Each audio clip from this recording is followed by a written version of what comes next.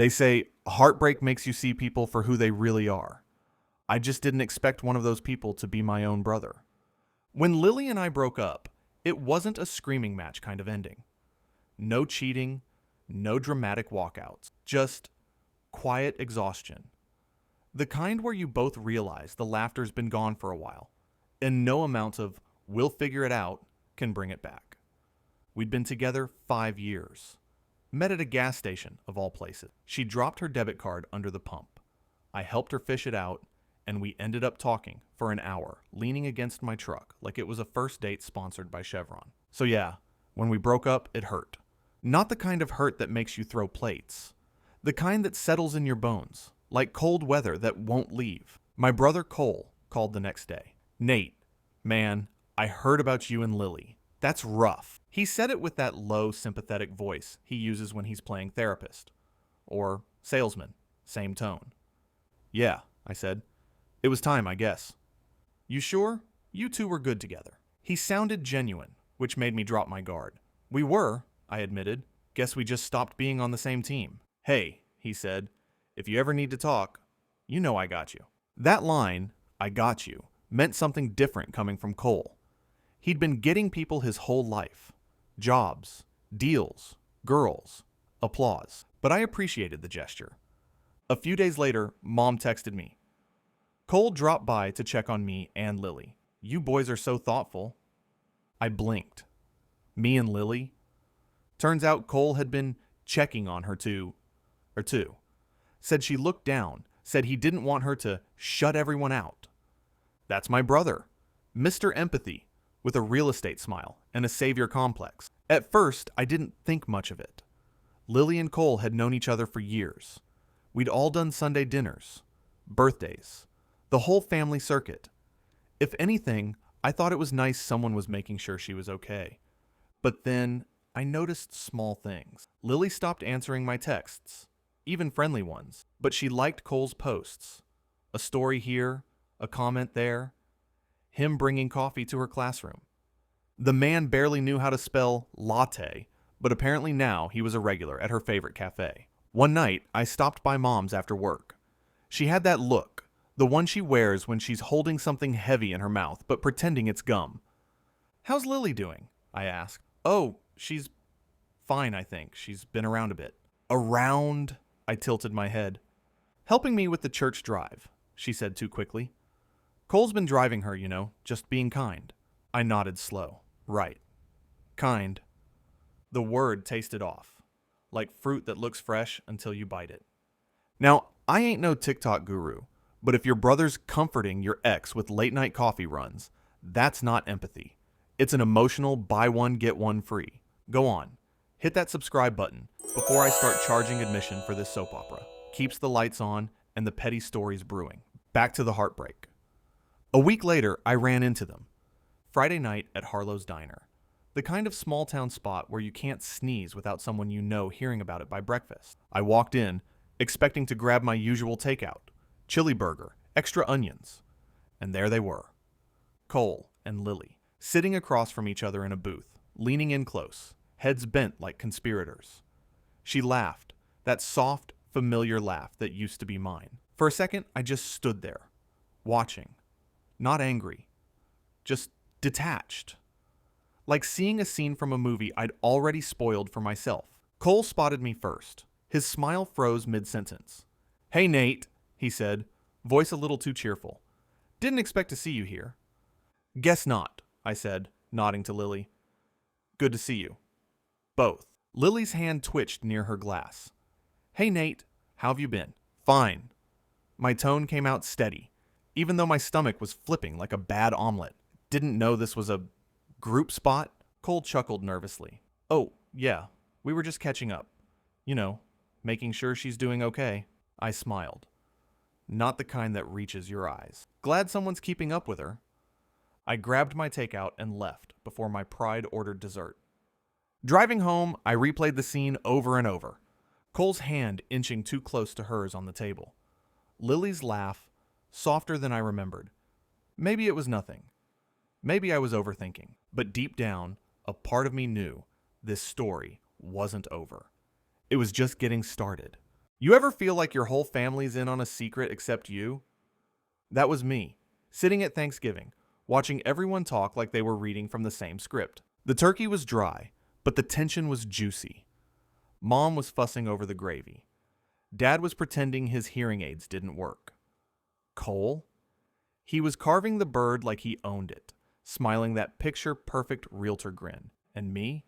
I was just trying to figure out why Lily's name kept popping up in conversation, like a ghost no one wanted to admit was still haunting the house. Lily helped me with the pies this morning, Mom said casually, pouring herself another glass of wine. I froze mid-bite. Lily? You mean my ex Lily? Mom's smile tightened. She's still family, Nathan. She volunteered. Volunteered, I repeated. Right. Does she get a volunteer badge or a boyfriend out of it this time? Dad coughed into his napkin. Cole shot me a look, half warning, half guilt. Come on, Nate, he said softly. Don't make this awkward. I set my fork down. You dating my ex isn't awkward? Hey, Mom cut in, waving her spoon like a peace treaty. No one said anyone's dating anybody. Let's just enjoy the holiday. Her tone said, shut up before the family photo. So I shut up. But my silence didn't mean peace. It meant observation. The next morning, I got the proof. My cousin tagged the family in a group photo from Thanksgiving. One of those cozy, we're all happy shots where everyone smiles a little too hard. There it was. Cole, front row. Lily beside him. Both of them holding coffee mugs. Both of them with fresh, faint tattoos on their wrists. Matching designs. Small infinity symbols. Hers had a tiny heart woven in. His, a small date under it. November 5th. The day we broke up. I zoomed in until the pixels blurred, my chest tightening like a fist. That's when I knew. It wasn't comfort. It wasn't checking in. It was connivance with good lighting. I called Mom. She answered on the second ring, voice sugary and tight. Hey, sweetheart. You okay? Not really. Mind telling me why my ex is in our family photo looking like a Hallmark ad with my brother? Silence. Then, that faint sigh she uses when she's deciding which lie sounds the least sinful. Nathan, we didn't want to upset you. Oh, mission accomplished, Mom. She didn't mean for it to happen. Neither did Cole. It just what? I snapped. Happened over pumpkin pie? Nate, she said softly. Family's complicated. You know that. Yeah, I said, laughing bitterly. Complicated's one word for it. I hung up before she could start justifying the betrayal like it was a church raffle. That night, I sat in my truck outside my brother's place. I wasn't sure what I planned to do. Fight, talk, scream, maybe all three. But I didn't knock. Through the window, I could see them. Cole and Lily. She was wearing his sweatshirt. He was rubbing her back. They looked happy. And for the first time since the breakup, I didn't feel angry. I felt erased, like my relationship had just been rewritten as the prequel to their love story. I turned the key, backed out of the driveway, and drove until the ache dulled into numbness. Now, I ain't saying I'm a detective, but when your ex and your brother start matching accessories like a couple's ad on Instagram, you don't need CSI. You need therapy and better relative. Hit that subscribe button, because this holiday special's about to get uglier than Aunt Carol's Jell-O salad. Back to the mess. By Christmas, everyone was pretending like nothing had happened. Mom sent a group text about Secret Santa. Cole texted me separately. No hard feelings, right? I didn't reply, because the only gift I wanted that year was distance. But deep down, I knew that ignoring it wouldn't make it go away. Secrets rot slower than truth, but they smell worse when they finally surface. And mine was about to stink up the whole damn family. You ever rehearse an argument so many times in your head, you almost feel bad for the person you're about to verbally body slam? That was me, driving to Mom's house the weekend after Christmas, running lines like a courtroom drama. Why him? How long? Did anyone even think of me? Yeah. Spoiler alert. None of those questions got me peace. Mom's house smelled like cinnamon candles and emotional suppression. Cole's car was parked out front. Lily's too. I stood on the porch for a full minute, my breath fogging up the glass, watching silhouettes move inside. Laughing. Casual. Like we weren't living in a walking episode of Family Feud. Betrayal edition. I knocked. Mom opened the door. Her smile too bright. Nathan. Oh, good. You made it. Yeah, I said, stepping inside. Wouldn't miss another round of who's sleeping with whom. Her face dropped. Don't start. But it was too late for that. Cole stood by the fireplace, casual as ever, arm around Lily's shoulders, like he was presenting a prize on The Price is Wrong. Hey man, he said, cautious, like I was a bear he didn't want to startle. Can we talk? Sure, I said. Let's start with why my ex is wearing your sweatshirt. Lily's eyes flickered down. She didn't move. Nate, listen? No, you listen, I cut in. I watched you two pretend to be supportive, while the ink was still wet on my heartbreak. You had every chance to tell me, and you didn't. That's not love, Cole. That's theft with better PR. Mom stepped in, hands up like she was stopping traffic. Boys, please, this isn't helping. We just wanted to keep the peace until things settled. I laughed. Keep the peace? Mom, you let them parade around like this is some family rom-com. I was the idiot no one told the script changed. Lily's voice broke through, small, trembling. We didn't mean for it to happen, Nate. I was a mess after the breakup, and Cole, he was just there. It wasn't planned. Cole nodded. It started innocent, man. I swear. Innocent, I repeated, nodding slowly. Yeah, sure. I guess matching tattoos and holiday dinners with my mother count as innocent now. Did you at least wait until I stopped showing up to family brunch before moving in for the rebound? He flinched. That one hit. Nate, Mom said softly, sometimes people find comfort in unexpected places. Yeah, I snapped, like the nearest family member. Pause right there, because this is the part where half of y'all in the comments say, couldn't be me. Sure, until it's your own brother playing grief counselor with your ex, while Mom's baking forgiveness into the casserole. Go ahead, judge me later, but hit that subscribe first. Keeps my therapy fund alive. Now, back to the chaos. Cole rubbed the back of his neck. I wanted to tell you, I swear. Mom said to wait until the holidays passed. She thought you'd take it better. Take it better? I laughed. You mean after the eggnog or before the family photo? Lily started crying, quietly. And for a second, just a second, I almost felt bad. But then I remembered that little tattoo. The same date burned into her skin as the day she ended things with me. Nathan, please, she whispered. I didn't want to hurt you. Too late, I said. You didn't just hurt me, Lily. You humiliated me. You turned my family into your audience. Cole's jaw clenched. You think I planned this? That I wanted it to happen? I think, I said, stepping closer. You wanted to win. You always do. That's when Mom's voice cracked. Sharp. Desperate. Stop it. Both of you. We are family. I looked at her, calm now, quiet in a way that scared even me. No, Mom. Family doesn't lie to your face and call it peace. I grabbed my coat, walked to the door. No yelling, no dramatics. Just done. As I reached for the handle, I turned back. You all keep pretending this is normal. Just don't expect me to play along. And with that, I left. Driving home, I realized something that hit harder than the betrayal itself. They'd all made their choice long before that night. And it wasn't me. I didn't plan to go to Christmas that year. Honestly, I figured skipping one holiday wouldn't cause the apocalypse. But then Mom sent this text. Would mean a lot if you came. No surprises this time.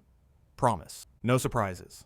That line alone should have been the red flag wrapped in tinsel. Still, I went. Because that's what sons do. We keep showing up, even when the room still smells like betrayal and scented pine. When I walked in, everything looked picture perfect. Same house, same decor, same fake peace.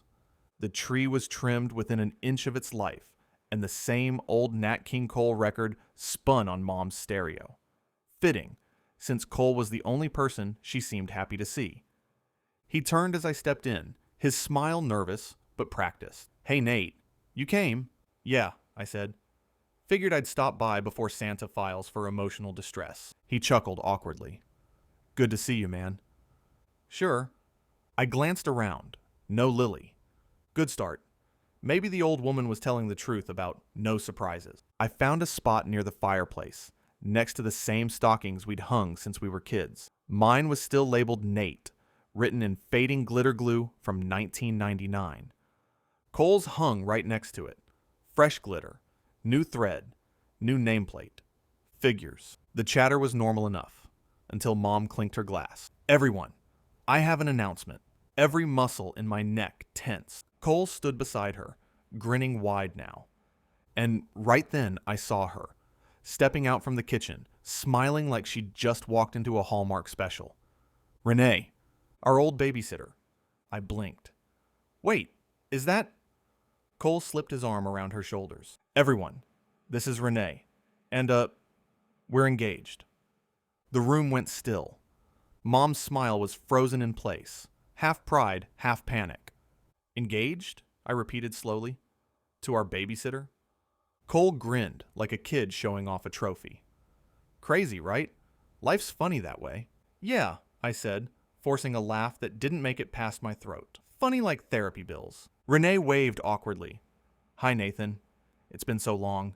You boys have grown up. Apparently, some more than others, I muttered. Mom jumped in, her tone sweet but trembling. Let's all just be happy for them. It's a Christmas miracle. A miracle? I said. Or a midlife crisis with wrapping paper? Cole shot me a look. Come on, man. Don't do this. Do what? Point out that you proposed to the woman who used to make us grilled cheese and tell us to stop fighting? Renee flinched, eyes darting to the floor. Cole's jaw tightened. I know how it looks. No, I said. Calm now. I don't think you do. Ever notice how some folks treat love like seasonal decor? Out with the old heartbreak. In with the recycled nostalgia. Same ornaments. Different tree. Anyway, hit that subscribe button before karma starts handing out coal. Keeps the lights on and my sanity caffeinated. Back to the mess. Dinner that night felt like sitting through a play where everyone forgot their lines, but still clapped at the end. Cole and Renee kept holding hands across the table. Mom kept pretending it was sweet instead of deeply disturbing. Dad stayed silent, focusing on the ham like it had answers. I barely spoke. Every bite of mashed potatoes felt like swallowing irony. When it was finally time to leave, Mom hugged me tight. I'm proud of you, she whispered. You handled yourself with grace. Grace. That word landed heavier than any insult. Grace is what people say when they expect you to keep bleeding quietly. I pulled back, met her eyes. Yeah, Mom. Merry Christmas. Then I walked out. No shouting, no scene. Just done. For real this time. That night, I sat in my truck under the same streetlight we used to play catch beneath as kids. The snow fell soft, quiet, like the universe was trying to muffle my thoughts. I realized something simple, something ugly. Cole would never stop being the hero in his own story, and I didn't need to play the villain in it anymore. People talk about closure like it's a door you can just shut. Truth is, it's more like a draft. You think it's gone, but it keeps sneaking back in through the cracks. It had been 3 months since the Christmas announcement. 3 months since I walked out of my family's house for what I thought would be the last time. And yet, here I was again. Not at their table, but at my shop, late at night, rebuilding an engine and my sanity one bolt at a time. The radio hummed softly in the corner. That old station Dad used to play when we'd work on cars together. Funny how grief and memory share the same frequency. I wiped the grease off my hands and stared at the photo pinned to my corkboard. It used to be the family Thanksgiving shot, the one with the matching tattoos, the fake smiles. Now it was gone. In its place, a photo of my shop's grand reopening. Fresh paint, new tools, new start. The caption my buddy wrote under it still made me smirk. Sometimes you gotta rebuild from the engine out. He wasn't wrong. Mom called once a week now. We talked about weather, work, and taxes. Never about Cole. It was like mentioning him would summon a ghost we weren't ready to see again. Last week she said, he and Renee set a date, June. I just said, good for them. And for the first time in months, I meant it. Not because I forgave them, but because I finally didn't care enough not to. That's peace, right? Not the loud kind that comes from revenge. The quiet kind that comes from detachment. I started therapy. I started running. I even started cooking again, though the smoke alarm might argue I'm not good at it yet. But more than anything, I started remembering who I was before Lily, before Cole, before all of it. Turns out I actually like that guy. Ever notice how life's a lot like rebuilding a car? You can't keep driving it with the same busted parts, pretending the noise will fix itself. At some point, you gotta pull over, pop the hood, and face the mess you've been avoiding. Hit that subscribe button. Keeps the gas in the tank and the wisdom flowing. Back to the piece. These days I see Cole every now and then. Small town, hard not to. Once we locked eyes at the gas station where I first met Lily. He nodded. I nodded back. No anger, no words, just two men standing in the wreckage of choices that couldn't be undone. He looked older. Maybe I did too, but maybe that's what healing looks like. Growing older, without growing bitter. Lily? She moved away. Last I heard, she's teaching art classes in Colorado. Good for her. I hope she finds the peace she kept borrowing from other people. And me? I'm doing fine. Still fixing cars, still fixing myself. But now, when the shop door closes at night, it actually feels closed. I've learned something through all this. Blood doesn't make loyalty automatic. It just makes the betrayal cut deeper. But scars, those tell the story of survival. What would you have done in my shoes? Forgive your brother for crossing the line, or leave him in your rear view for good. Drop your thoughts in the comments. And if you've ever had family drama uglier than love itself, subscribe for more twisted stories by Shana, because sometimes the only thing crazier than love is the family that comes with it.